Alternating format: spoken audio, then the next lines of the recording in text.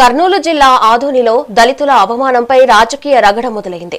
ఆలూరు ఘటనపై ఎమ్మెల్యేలపై కేసు పెట్టిన పోలీసులు ఆదోని ఎమ్మెల్యే పార్థసారథి, టీడీపీ నేత గుడిసి కృష్ణమ్మలపై వీడియో ఆధారాలున్నా ఎందుకు చర్యలు తీసుకోవడం లేదని మాజీ సర్పంచ్ చంద్రశేఖర్ నిలదీశారు.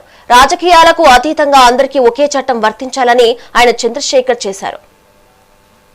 కూటమిలో భాగస్వామైనటువంటి ప్రజల వద్దకు పార్థసారథి అనే ప్రోగ్రాం ద్వారా ఆదోని ఎమ్మెల్యే గారు దానాపూర్ గ్రామానికి వెళ్తే అక్కడ ప్రథమ పౌరుడైనటువంటి సర్పంచ్ అయినటువంటి పి చంద్రశేఖర్ గారి పట్ల ఆయన చూపినటువంటి కుల వీక్షత, మరి ఆయన్ని ఒక సర్పంచ్ గా ఉన్నా కూడా అక్కడ అవమానం జరిగినటువంటి పూర్తి దృశ్యాన్ని మనం సోషల్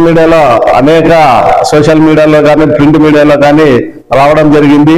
దానికి స్పందించి దళిత సంఘాలన్నీ కూడా ఏకదాటిగా ఒక పెద్ద ఎత్తున కూడా కార్యక్రమం ప్రజాస్వామ్య పద్ధతిలో పెద్ద ఎత్తున ధర్నా చేసిన, మరి కలెక్టర్ గారి సబ్ కలెక్టర్ కార్యాలయం ముందు పెద్ద ఎత్తున కార్యక్రమం చేసి అదే రకంగా పక్కనే గల ఎస్వి పోలీస్ స్టేషన్ నందు ఫిర్యాదు చేసి సంబంధిత అధికారుల ద్వారా మరి మేము ఏదైతే ఫిర్యాదు చేసాం దానికి సంబంధించి రసీదు తీసుకొని కలెక్టర్ గారికి, ఎస్పీ గారికి, రాష్ట్ర ముఖ్యమంత్రి గారికి, రాష్ట్ర ఎస్సీ ఎస్టీ కమిషన్ కు, సెంట్రల్ హోమ్ మినిస్టర్ గారికి, సెంట్రల్ ఎస్సీ ఎస్టీ కమిషన్ కి, ప్రధానమంత్రికి, రాష్ట్రపతికి, ఇలా అనేక కింద స్థాయి నుండి కేంద్ర స్థాయి వరకు కూడా ఫిర్యాదులు చేసిన ఈ రోజుకి కేసు కట్టలేని దుస్థితి ఉంది.